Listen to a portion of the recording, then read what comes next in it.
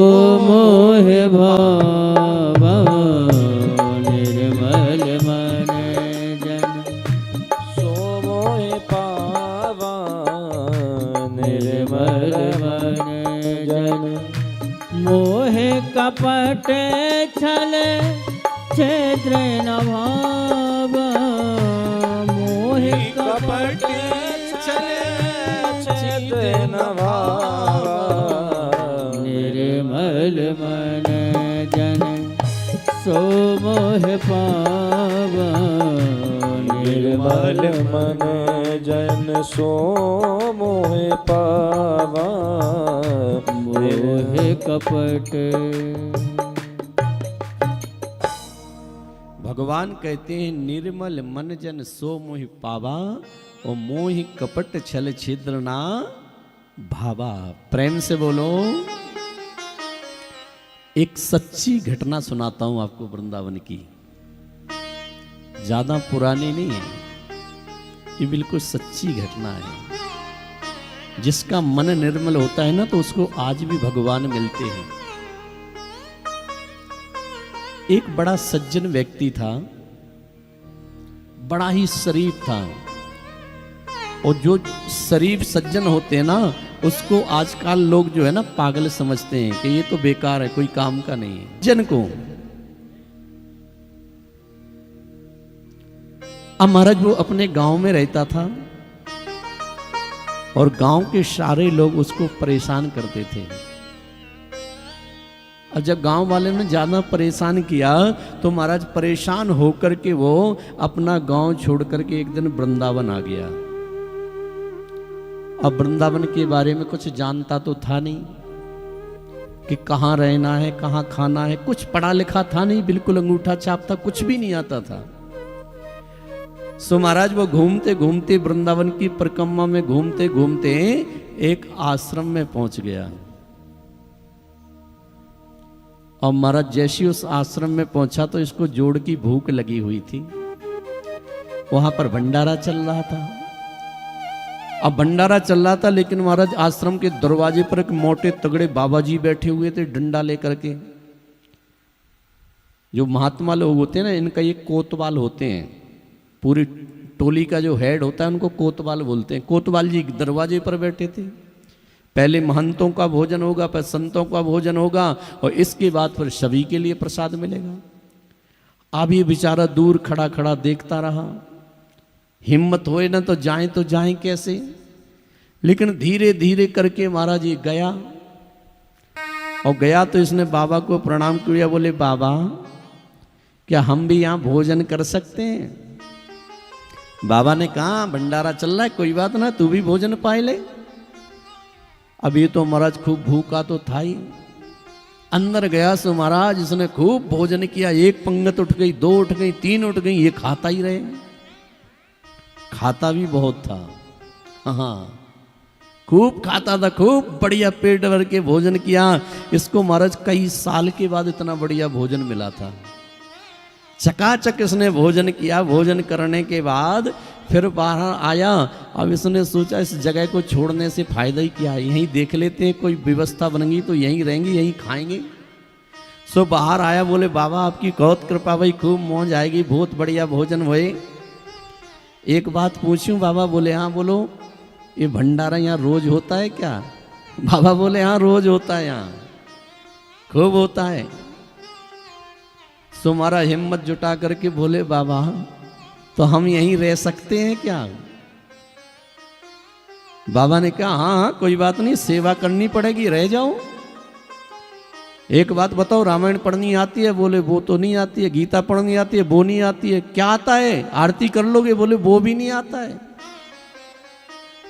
बोले तो ठीक है, झाड़ू तो लगा लेंगे? बोले हाँ बाबा झाड़ू लगा लूंगा। और सेवा जो बताओगे, पढ़ने लिखने की बात मत करोगे? बोले गुरु दीक्षा लिए? बोले ना वो तो हम जानते ही नहीं क्या होती है। तो बोले बेटा जब तक गुरु मंत्र नहीं लोगे ना, जब तक तुमको किसी भी सामग्री को हाथ नहीं लगाने देंगे हम। बिना गुरु दीक्षा लिए हुए व्यक्ति का हाथ लगे हुए भोजन का भोग नहीं लगता है हमारे यहाँ। तो पहले तुमको गुरु मंत्र लेना पड़ेगा। तो बोले बाबा हम जाएं कहाँ, आप ही दे दो। सो महाराज बाबा शिव मंत्र ले लिया। अब मंत्र इसने ले लिया। अब महाराज क्या हुआ कि मंत्र ले लिया, ये शुद्ध वैष्णव बन गया। आज क्या हुआ कि महाराज आश्रम में एकादशी का व्रत आया। अब एकादशी थी, अब इसको तो आदत पड़ी थी कि जिधर भंडारा था ना उधर ही चक्कर ज्यादा काटता था। जैसी सवेरे की आरती हुई भंडारे की तरफ गया तो आज चूल्हे वूल्हे कोई ना जल रहे, सब बंद पड़े। ये देख करके आता था कि क्या आज क्या माल बन रहा है। आज गया तो चूल्हे सब शांत पड़े थे, तो लौट करके आ गया, शायद लेट हो गए होंगे, थोड़ी देर में होगा फिर से। थोड़ी देर में फिर गया तो फिर भी कोई भंडारे में नहीं। इसने सोचा बात क्या है, चूल्हे क्यों नहीं जल रहे, भंडारा क्यों नहीं बन रहा है। थोड़ी देर में फिर गया तो फिर भी भंडारे में कुछ नहीं। इसने सोचा जरूर कोई ना कोई गड़बड़ है, तो गुरुजी के पास में आया और गुरुजी से बोले, गुरुजी आज भंडारा क्यों नहीं बन रहा है। गुरुजी बोले, बेटा आज एकादशी है और एकादशी को आश्रम में भोजन नहीं बनता है।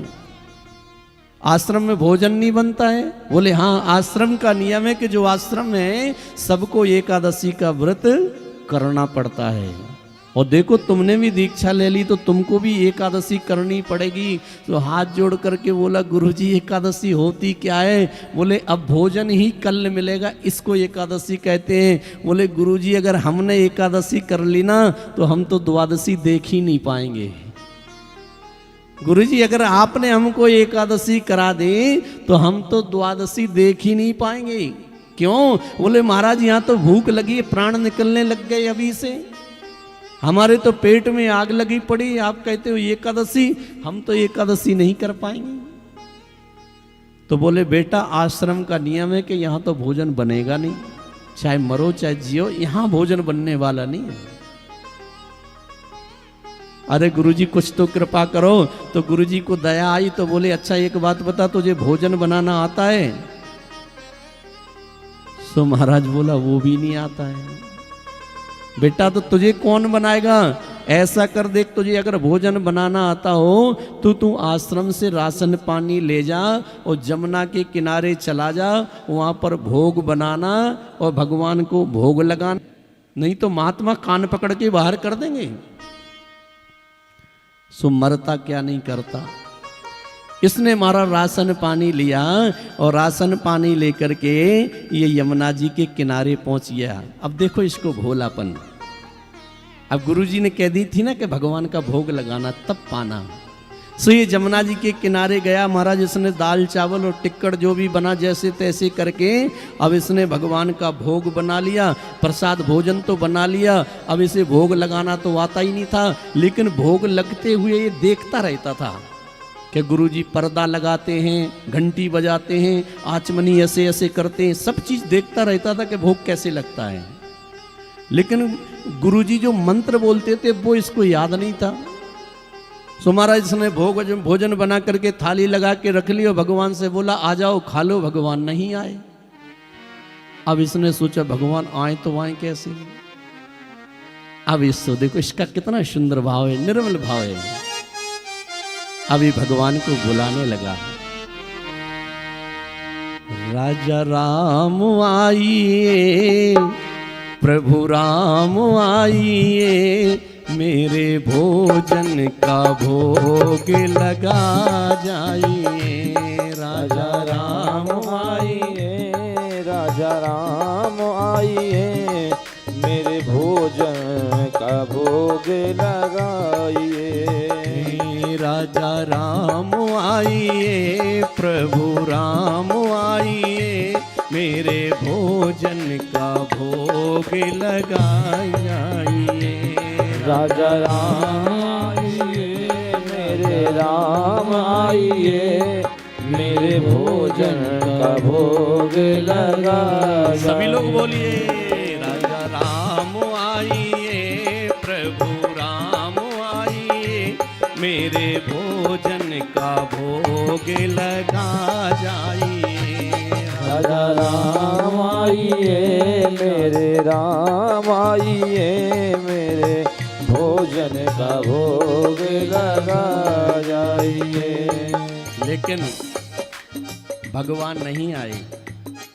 चारों ओर देखा भगवान नहीं आए, तो भगवान को ये समझाने लगा, देखो भगवान, आप ये सोच रहे हो कि मंदिर जैसा यहाँ भोग लगे तो वो तो होने वाला नहीं, क्योंकि यहाँ व्यवस्था कुछ नहीं है।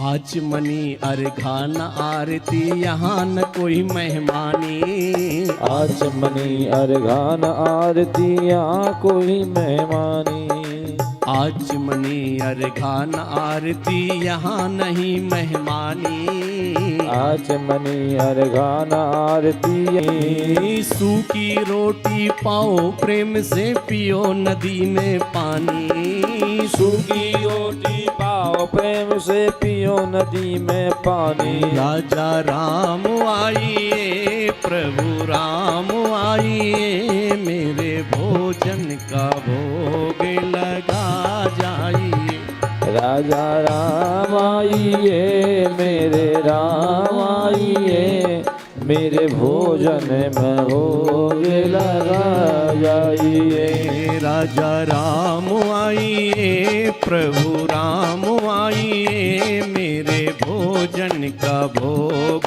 लगा जाइए, राजा राम आइए मेरे राम आइए, मेरे भोजन का भोग लगा जाइए। इसमें हरि बोल।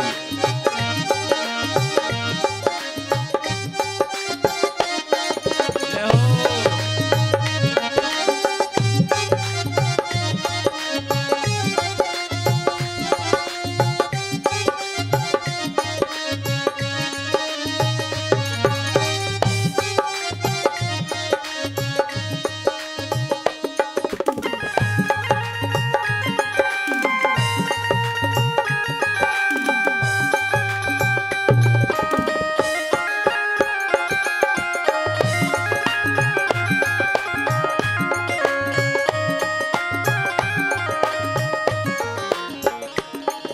लेकिन फिर भी भगवान नहीं आए, तो ये फिर भगवान को समझाने लगा, देखो आप इस चक्कर में हो ना कि यहाँ तो रूखी सूट की रोटी है, तो हम तो वहीं आश्रम में पाएंगे मालपुआ खीर पकौड़ी, तो सुन लो मेरी बात,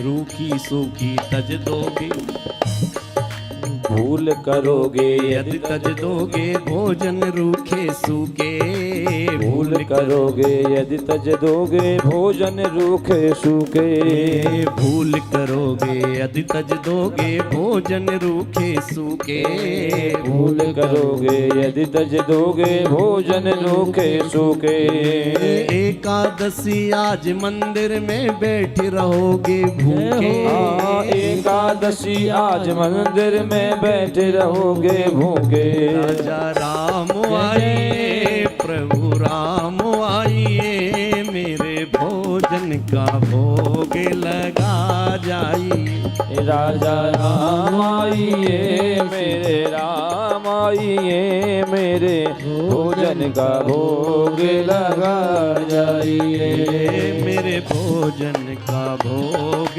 लगा जाइए, मेरे भोजन का भोग लगा जाइए। जैसी इसने इस भाव को प्रकट किया कि भूल करोगे यदि तज दोगे भोजन रूखे सूखे, और एकादशी आज मंदिर में बैठे रहोगे, भगवान इतने प्रसन्न हुए इसके भाव पर कि उसी समय महाराज प्रकट हो गए, नीलाम्बुजश्यामल कोमलांगम सीता समारो प्रतिभाम भागम, भगवान प्रकट हो गए और किसके साथ में हुए? माता सीता के साथ में। अब महाराज जैसी भगवान प्रकट हुए, भगवान ने इससे कहा लाओ भगत जी मेरा प्रसाद लाओ, लाओ कहाँ है तुम्हारा भोजन?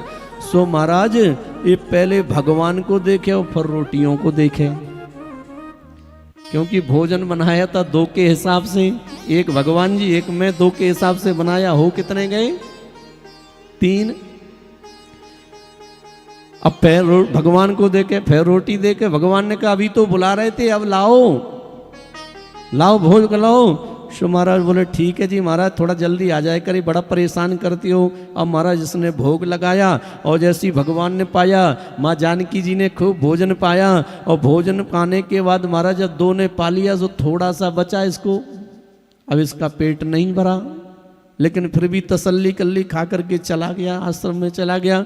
गुरुजी ने पूछे, बोले हाँ जी ठीक है महाराज, बस हो गया गुजारा, प्राण बच गए और कुछ नहीं है। 15 दिन में फिर एकादशी आई, फिर भंडारे में गया, भोजन नहीं। गुरुजी आज बोले एकादशी, बोले हम क्या करें, बोले पिछली एकादशी वही फिर करो। बोले ठीक है, तो हमको थोड़ा राशन बढ़ा देना। बोले क्यों? अरे बोले 2 तो भगवान ही आ गए, एक में भूखा मर गया पिछली बार। महंत जी ने सोचा भूखा रह गया वो, तो महाराज फिर आटा दाल चावल बढ़ा दिया। अब इसने भोजन बनाया कितने के हिसाब से? 3 के हिसाब से। अब 3 के हिसाब से भोजन बनाया। भोजन बनाने के बाद फिर पहुंच गया वहीं पर, फिर इसने भोजन बनाया, फिर भगवान को पुकारा,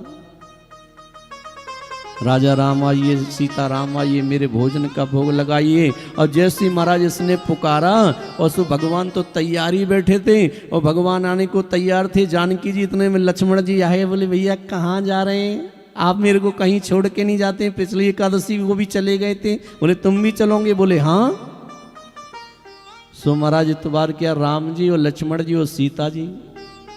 और जैसी इसने बुलाया, राजा राम आइए, सीता राम आइए, मेरे भोजन का बाम भोग लगाइए। सो राम बाम दिस जानकी लखन दायनी ओर। अब जैसी महाराज इसने 3 भगवान को देखा तो इसके तो क्रोध का ठिकाना नहीं रहा।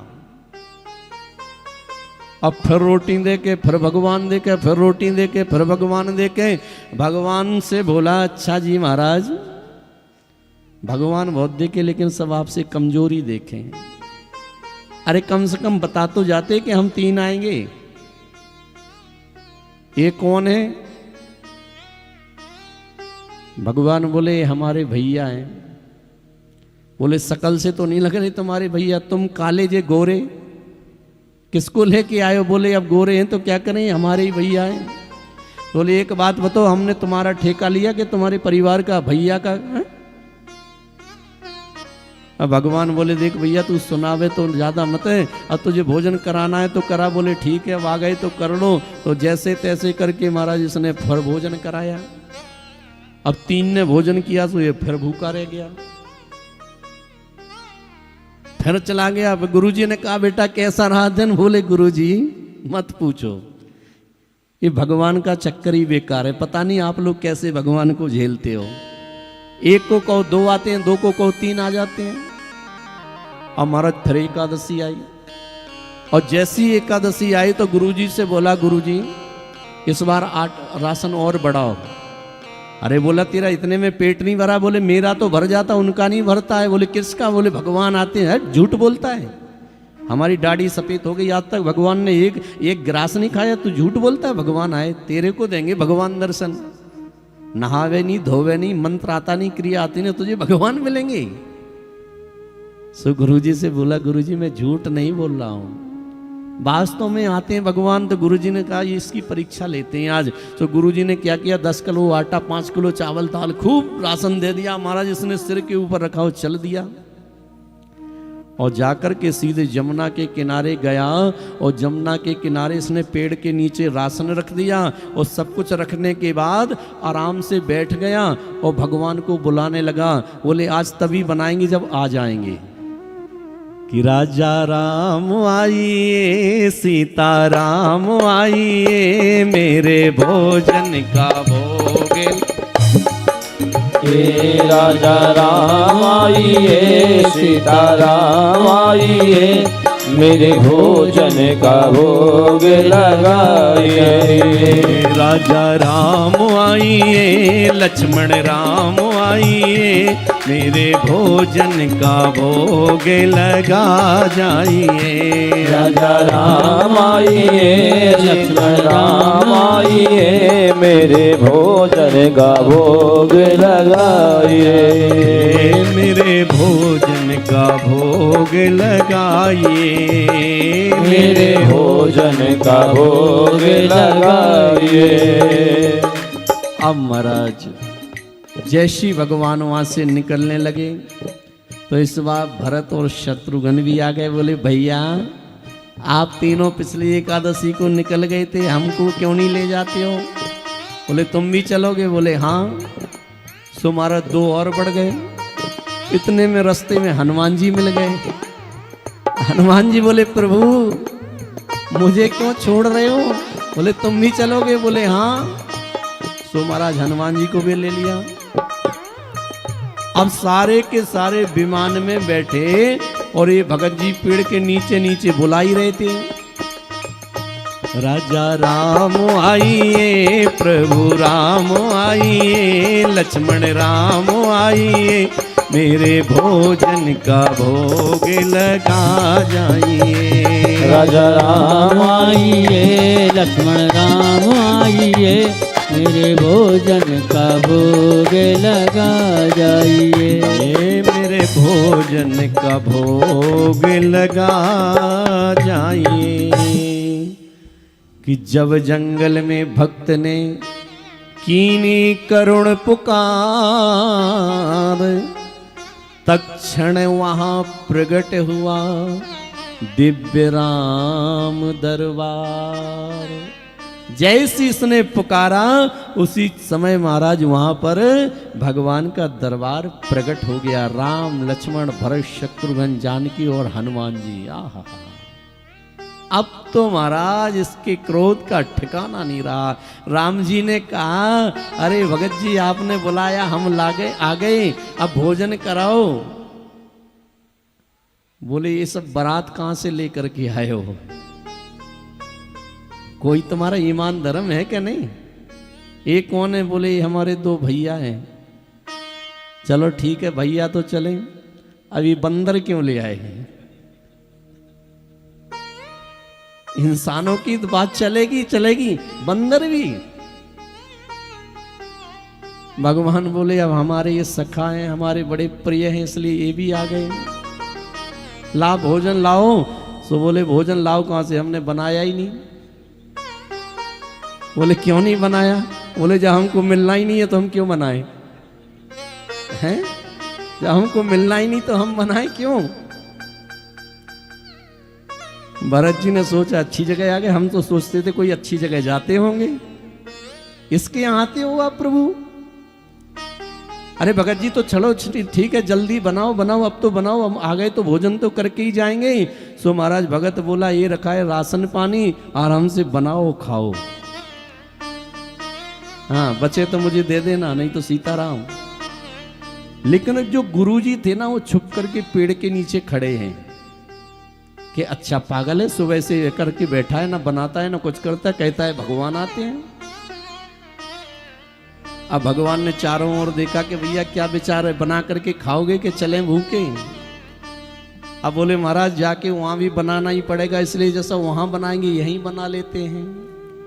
हाँ भरत जी भंडारे बनाने लगे, आज भरत जी भंडारे बनाने लगे। भरत जी भंडारे बनाने लगे, आज भरत जी भंडारे बनाने लगे। भरत जी भंडारे बनाने लगे, भरत जी भंडारे बनाने लगे। भरत जी भंडारे बनाने लगे, भरत जी भंडारे बनाने लगे। चुन चुन लकड़ियां लखन लाने लगे, चुन चुन लखनी लखन लाल लाने लगे। भरत जी भंडारे बनाने लगे, आज भरत जी भंडारे बनाने लगे।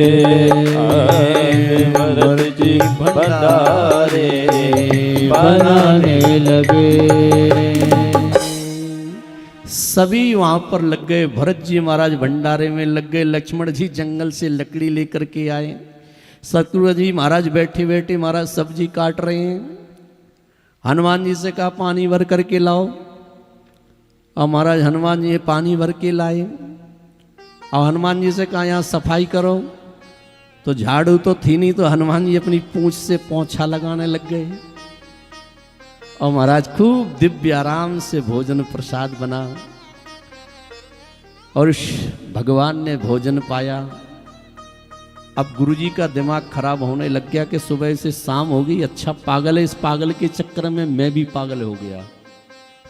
इसके पीछे पीछे आकर के शाम हो गई, ना बनाता है ना खाता है ना कुछ करते, आराम से पेड़ से टिक करके बैठा है। वो कहता है कि मैं भूखा रह जाता, भूखा तो मरेगा ही, जब बनाएगा नहीं तो भूखा ही मरता होगा, कोई बंदर सामान ले जाता होगा।